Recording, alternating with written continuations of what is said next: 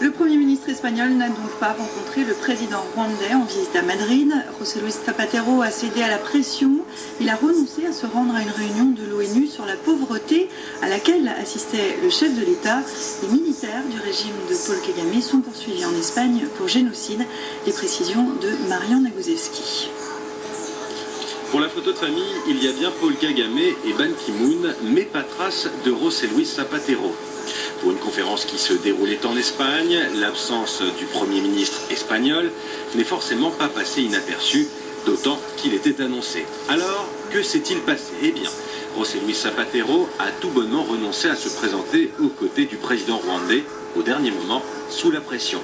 En Espagne, une quarantaine de militaires rwandais sont poursuivis pour génocide. En 1998, un juge avait même lancé des accusations détaillées pour meurtre contre Paul Kagame, resté lettre morte en raison de son immunité de chef d'État. C'est la raison pour laquelle la presse, des ONG, ont dénoncé cette rencontre et les manifestations de se multiplier. Comment Zapatero peut-il recevoir un homme pire que Ben Laden? Pire que Ben Laden. Il ne respecte pas les droits de l'homme. Quelqu'un qui a tué 6000 personnes. Et ce n'est pas la seule raison. Le 24 juin, un journaliste rwandais indépendant, John Leonard Rugambage, est mort assassiné. Et mercredi, c'est le corps d'un des dirigeants de l'opposition rwandaise, André Kagwa Rwisereka, qui a été retrouvé dans un marais. À seulement 3 semaines de la présidentielle au Rwanda, ces meurtres posent de grosses questions autour de la présidence et de Paul Kagame, questions embarrassantes qu'a sans doute voulu éviter José Luis Zapatero.